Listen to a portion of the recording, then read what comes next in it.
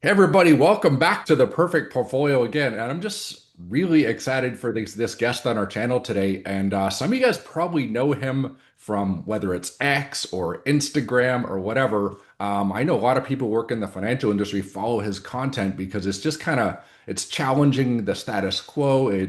And more importantly, it's educating young minds about how money works, about how the broken schooling system and stuff like that. And I got all of his books here. He's a author of so many different children's books, from the creature from Get Jackal Island for the kids. My favorite right there is the Peanut Trap. And just like tell us about yourself, man. We just want to learn more about you.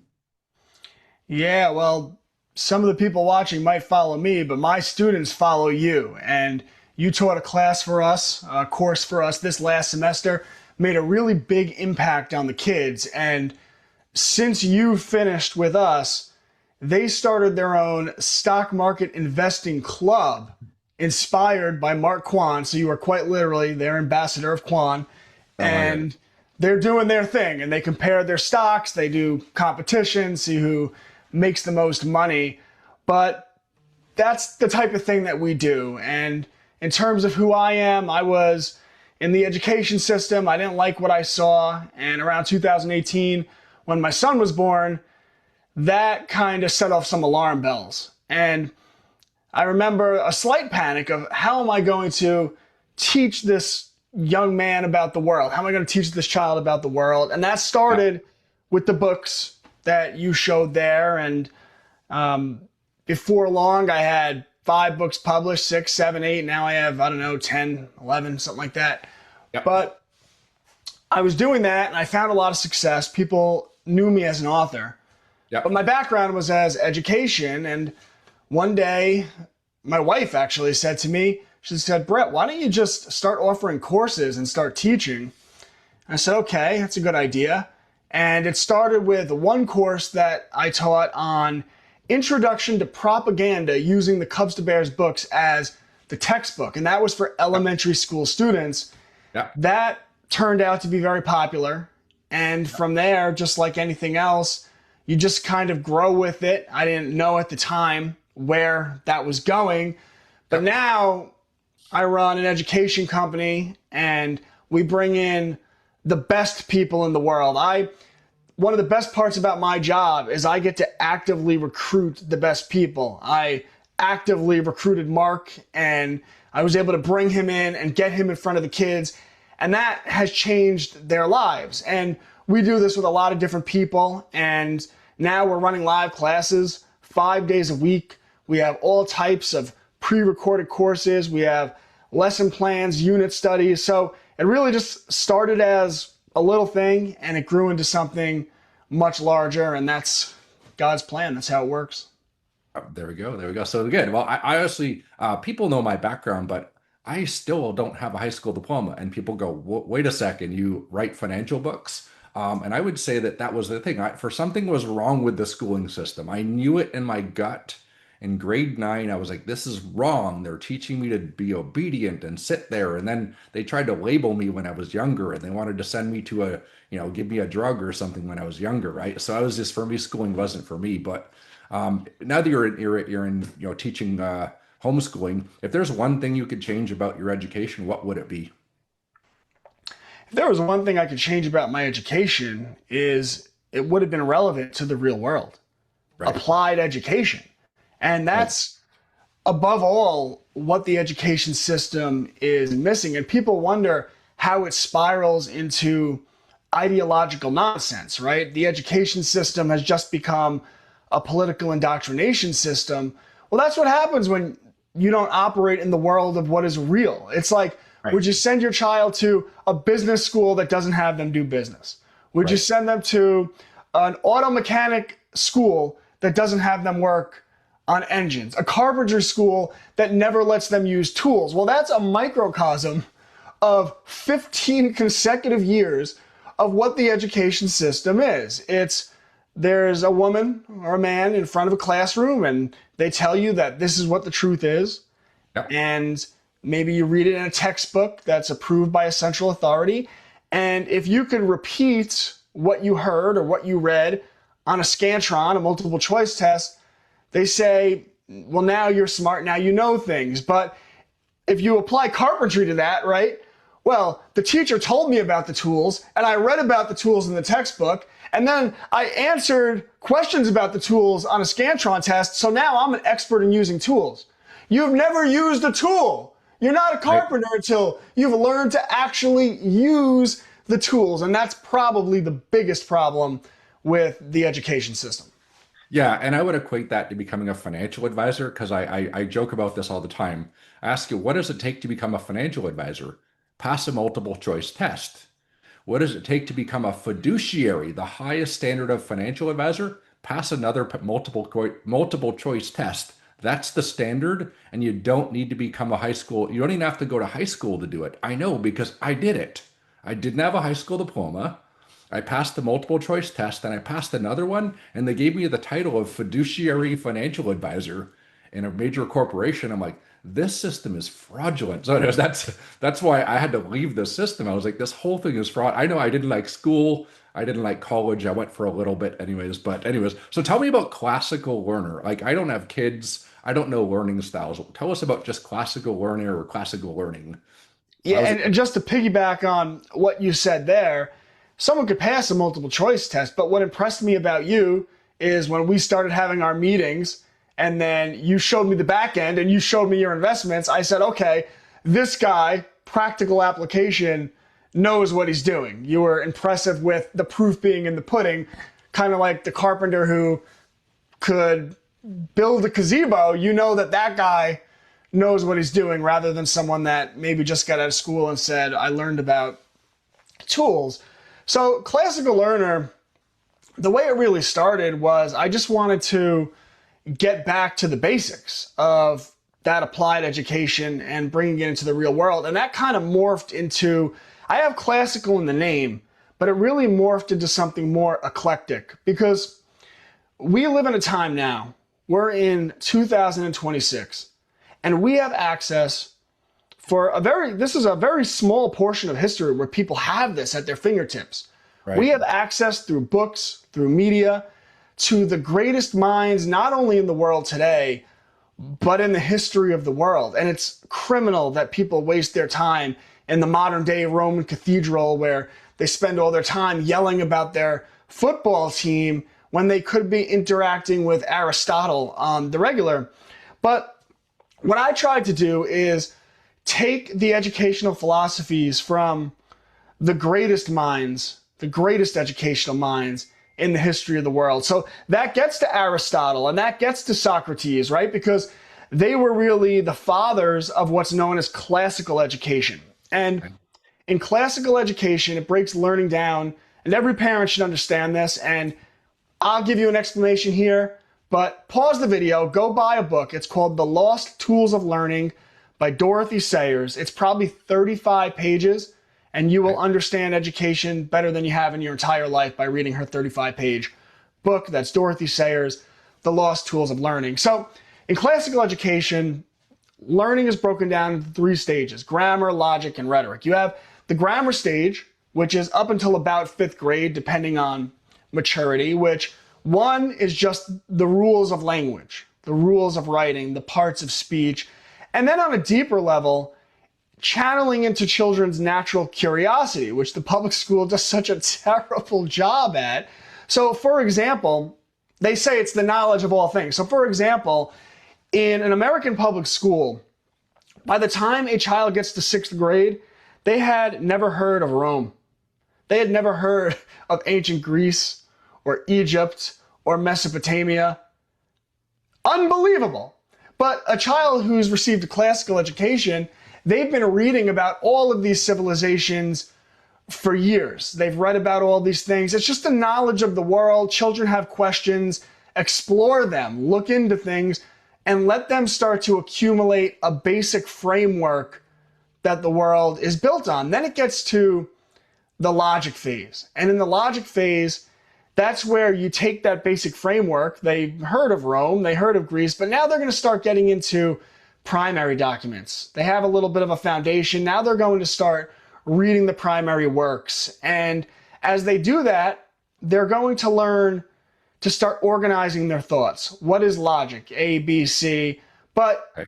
in a deeper level, on writing, how do you organize your writing so that it's put together in a logical way so that you can make a coherent argument that people understand? And then as you're doing that, the students are learning how to identify fallacious arguments and they're being taught the logical fallacies.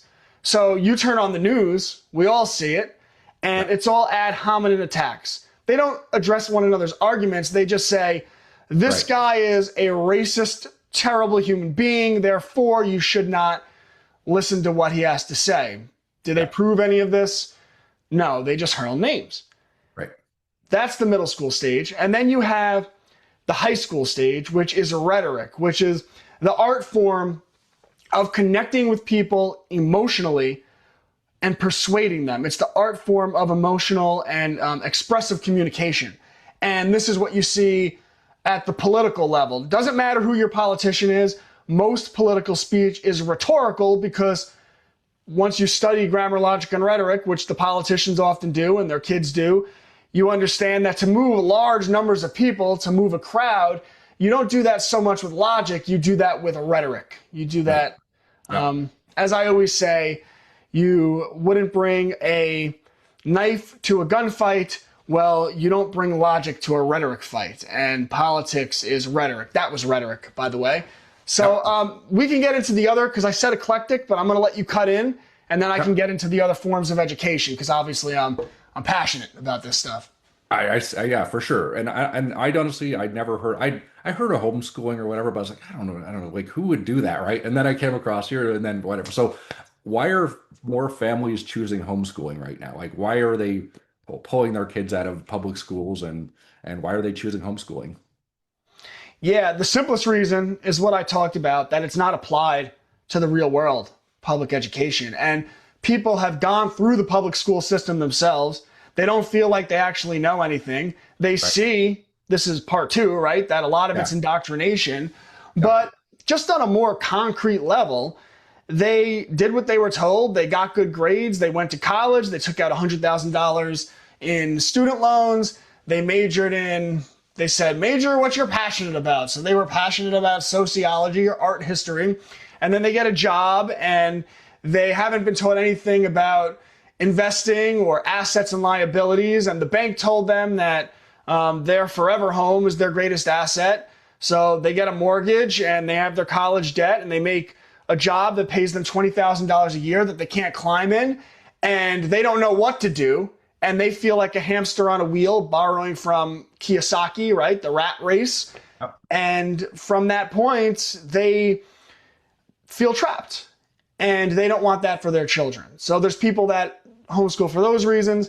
There's people Yeah. that homeschool for the ideological indoctrination reason, not to indoctrinate their kids, to protect Right. them from the indoctrination that's obviously taking place at the public school level. They can't even tell the kids honestly what bathroom someone is supposed to use.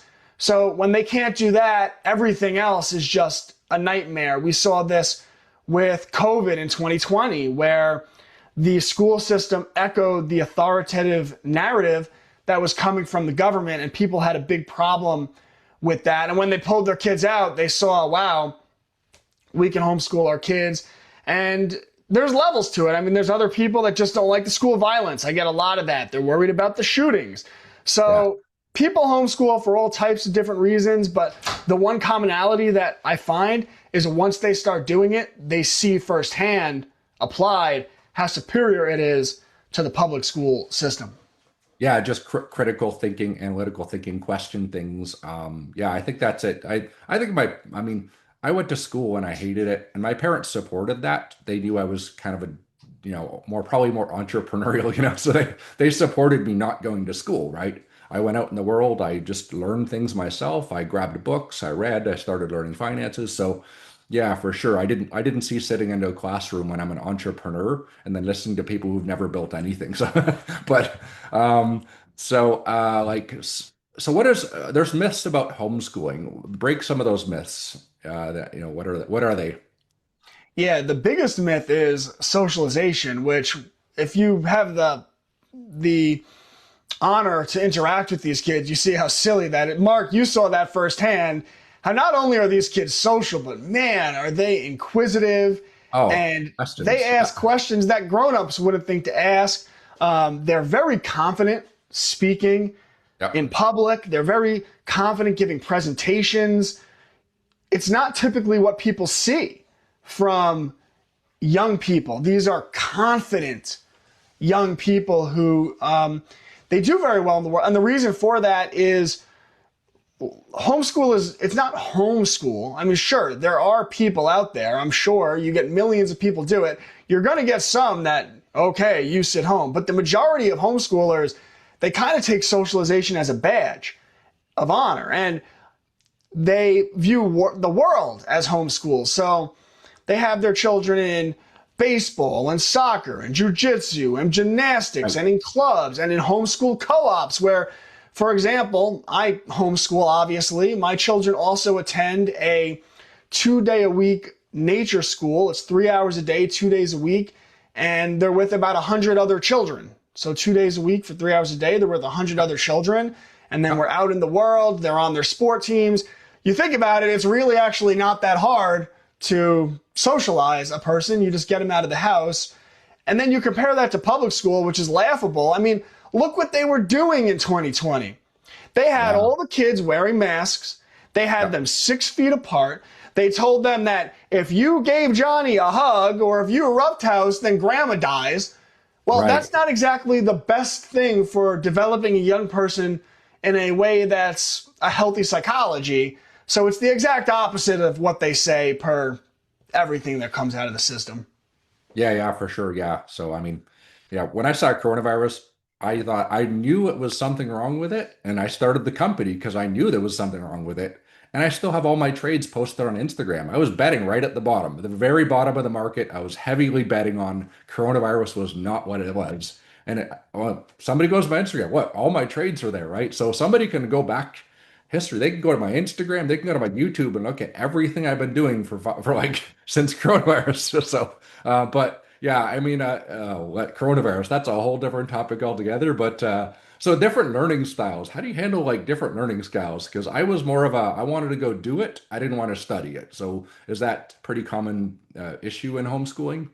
Like, how do I handle? That's the best part of homeschooling, Yeah, that go do it. every parent has the ability to customize education to the learning style of their child. And there's some children that just want everything to be hands on, and that's how they learn. Yep, There's some children that are really bookworms and just want to be in books. yep, There's some that like video. So you can customize education to your child. And then the homeschool methodologies are just so superior to the public school, kind of that 30 kids in a classroom, teacher gives a lecture, children memorize, they repeat on a test, where you have the classical education model, you have, and this is kind of where I was getting into the eclectic, you have Charlotte Mason, which was a big advocate of these living stories. So they're fictional stories, but they're factual stories. So fictional characters through different historical periods with very historical accurate settings, that type of thing. So you have these living stories and children that love to read, learn through that. You have Montessori, Maria Montessori, right? And the children learning through hands-on activities. You have unschooling, which is pure following the interest of your child, and that's getting them out into the real world. That's why I like to incorporate yeah, all of these different things. Like yep, when we do classical education through Classical Learner, I like a lot of that, a knowledge of all things through the Charlotte Mason style, right. and then always incorporating that unschooling aspect where, for example, earlier this semester, I taught a pop-up workshop, a 4-week workshop on selling on Facebook Marketplace. And not only have my students continued to do that since the workshop ended, so now they're making real money in the real world, then they're taking what Mark taught them and they're investing the money, but I had a student this week who sold something for $1,800. He made a single sale for $1,800 on Facebook Marketplace, real world application. It's just so different than what you get in the public school. Yeah, I know you have students that are like 14 and they have like multiple employees and they're running businesses and they're investing at 9 and 10 years old and 11 and 12. I mean, it's just a fascinating thing because I learned the word neuroplasticity like way back and I was like, wow, that's so fascinating. Like kids can learn multiple instruments and languages and whatever when they're like young. And what are they learning? They're learning nothing useful in the world. It frustrates me so much when I see the results because again, I know there are a couple of your students, and we're working with them on getting real estate and stuff like that. And it's fascinating to see what happens when you fully educate children at a young age when they can literally learn multiple languages. I mean, it's so fascinating to me. Just looking into your world, right? A quick question: what's your opinion of public schools today? Now, I grew up in Canada. Schools are much better in Canada, right? I'm sure they're getting worse, but they're much better in the United States. What's your opinion of public schools? Oh, I think they're a nightmare. I think that the the standards that the schools have to follow are approved by the state education boards, and the state education boards are political appointments of the governor. So, state education board are the political appointments of Gavin Newsom. Well, when that's who's putting together the education, their objective isn't necessarily to empower young people, it's ideological indoctrination. And then we see that, and we see how it's been pulled back a little bit now, but how you have the Department of Education, and they basically set criterion that if you want to get federal funding, you have to meet these specific guidelines. So everything just gets really political, Right. and it's detached from reality, so it's not applied. They're sitting in the classroom for 15 years, everything's out of context, and it just becomes a nonsense factory. Yep. And the greatest crime of all might be that for 15 years they're doing this and they're telling you your only path to success, the only way, we're not going to show you how to do anything now. We're not going to teach you any skills or even critical thinking faculties. And your only path to success is signing on the dotted line to go to college. I'm not against college, by the way. I encourage a Yeah. lot of my students to go, but there has to be a wider view. And they send these kids to college without teaching them what interest is, what debt is, what loans are, what bankruptcy law is. They never show them how to do a cost benefit analysis of, okay, you should view college like you're starting a business, right? You're saying, I want to take out 100 grand. I'm fine with that. There's a lot of reasons to take out 100 grand, but you should be thinking it out, doing the math and saying, okay, well, based on this loan that I'm taking and the education I'm getting, what will I be able to do with it? What's the starting salary? How much money will I make? There's none of that. It just Yeah. it's nonsense world. Yeah. Yeah, it's funny because like me being entrepreneurial, if I owned a company and I wanted employees, I don't know that I would want the employees that went to college and got 100 grand in student loans. I'd rather take the guy who gets out of high school, he's hungry, he knocks on the door and says, "Man, I'll mop the floors, man, and just let me climb from the top." That's what I would want as a business owner because that person can learn everything inside the company personally. So I think that from a supply and demand, if 40% of the people in the country have diplomas, they're not worth anything. It's simple supply and demand, right? So they should they have to teach that. So why don't they teach kids money, taxes, what is money, entrepreneurship, supply and demand? Why aren't they teaching any financial literacy in schools? Now, isn't that the $1 million question? Because Yeah. if you took any group of basic common sense adults anywhere in the country and they got together in a room and said, we have to put together the education system for our kids and the maybe some local kids, what do we teach them? I mean, can you just imagine one of those board members, one of those parents standing up and saying, I think we should incorporate financial education, financial literacy into the education, and all the people around them just look at them and say, no, we're not going to do that. Like, is this bizarro world? Like, what is Yeah. this? Are you all crazy? Of course you do that. But the public school system doesn't do that. So that does beg the question, why? Why I would they know. not want the population to understand money? I think it's because they're more concerned about misgendering than teaching financial literacy. I don't know, maybe. I don't know. Yeah, Just a they theory certainly that are. I have, right? So, but let's see. Uh, is homeschooling expensive? People always say expensive. How does it work? I mean, people go, "Oh, I could never send my kids. It must be expensive." Tell us about Classical Learner itself. I'll tell you about other ones first. There are free homeschool programs. Really? Khan Academy is K through 12, $0. You kidding? ABC I've heard Jesus of it. Loves Me, I'm Yep. pretty sure is K through 12, Yep. $0. The Easy Peasy All-in-One Homeschool, K through 12, $0. So homeschool could be, I mean, yeah, you're going to need pencils and stuff, but basically no money to homeschool a child. And then there is everything in between. So Classical Learner, my company, at the present moment, we run live classes 5 days a week. Those are for elementary school, middle school, high school. We teach the real things. We teach applied education, financial literacy. Our children are making more money than the cost of our subscription. And at the current moment, oh, you get that. You get pre-recorded courses. Mark has a pre-recorded course on there, and he'll be back in September for another Yep. live class, which we're Back very again. excited and honored to Yep. have you back. And but we have pre-recorded courses on all different subjects: entrepreneurship, marketing, all different types of things, history, science, lesson plans, unit studies, and it's $50 a month.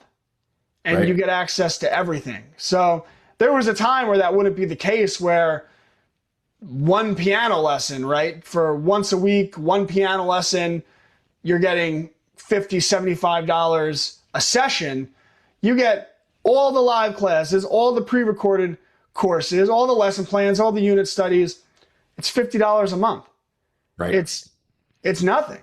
Yeah. And I'm not the only company doing great stuff like this. There are all types of companies, like I said, from Khan Academy to $0 to ones that cost more money. But whatever you're looking for, whatever it's there. It's there for you. Yeah, and parents are getting more options. I've been learning more about this. So how do people get so let's say somebody joins home classical learner, their kid. Do you kind of connect them with a local community where they are of homeschool kids? How does that work? So they're getting socialized and all that stuff. Well, first we have the live classes, and the kids love interacting with one another. Yep. And And they're always when I jump on, they're chatting, they're asking questions, they're interacting on Zoom, which is cool. But in-person socialization is obviously a huge concern for parents. Are they local communities and what does that look like in homeschooling? yeah, so first off, there's homeschool co-ops Okay. everywhere in the country. I gave the example earlier. My children attend nature school, basically a co-op, Yep. and they go twice a week for 3 hours a day. And there's them and 100 other kids, Okay. and obviously they make friends. And then just like kids, they have play dates and they do things together, and they have birthday parties and Yep. all of that. They're on sporting teams. So my son's soccer season just finished. We're very excited about that. We only lost one game, Nice. and I was a proud dad moment. He had a 4 goal game, and I was super. I was feeling like Tim Tebow's dad must have felt when he was playing football. It felt really good.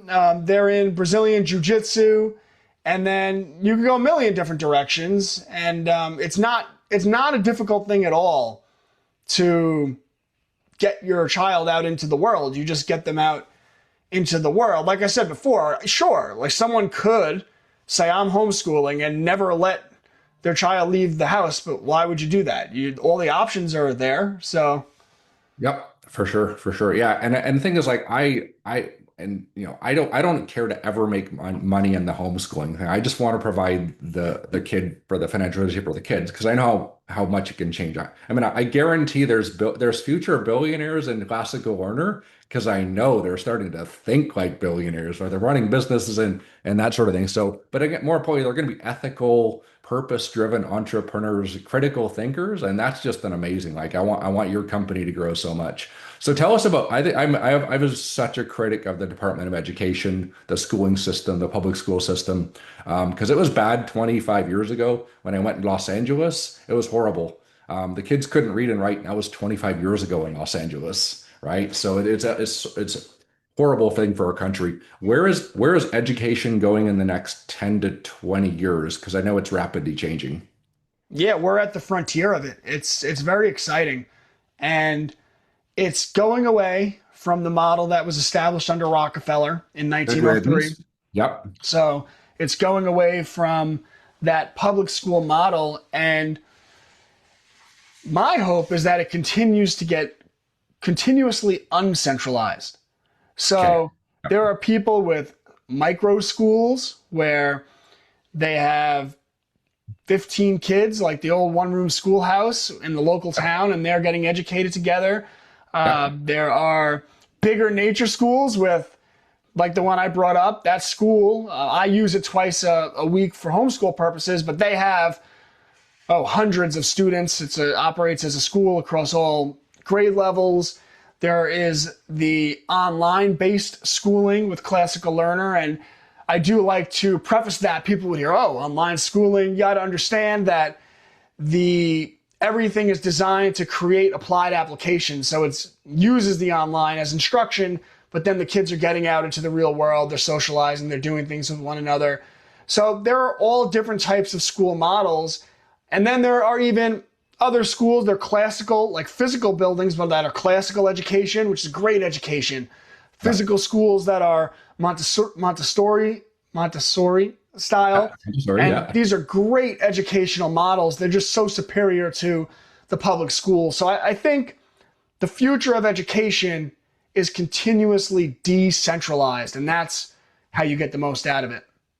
Yeah, for sure. So you're saying that we should, yeah, it's crazy for when has big government ever improved anything, right? And the numbers are there. I mean, trillions and trillions of dollars of an education, and kids are just getting, they have to keep lowering the standards because the kids can't read or write. So I'm very excited about parents getting involved in their children's education because why would you want big government to educate your children? I mean, that's just, and once it's taught, it's difficult to unlearn. Right? Once they're brainwashed, it's very difficult to correct that. I'm sure you've probably seen that from kids who went to public school. So, but anyways, I'm just excited, man, to see where our companies are going together, the impact we can make on, without thousands and hundreds of thousands of children in the future. That's my full intention. So. But anyways, I'll be excited to jump in and teach you guys our next classes in September at Classical Learner. And I'm going to throw it out there. If somebody watches this and you're like, hey, I would love to figure out financially a game plan on to restructure our finances so they can do some sort of thing, and you're just like tight or whatever, I'm more than happy to meet with parents so we can figure out how to get them out of these horrible public schools and do that because I'm more than happy to help parents figure out how to do that. So, anyways, well, Brett, thanks for having us on or having be on our channel again and looking at more things. And guys, pick up Brett's books, man. This one is my favorite, The Peanut Trap. It's I read that and I was like, man, every parent needs to read that book, not just the kids. So.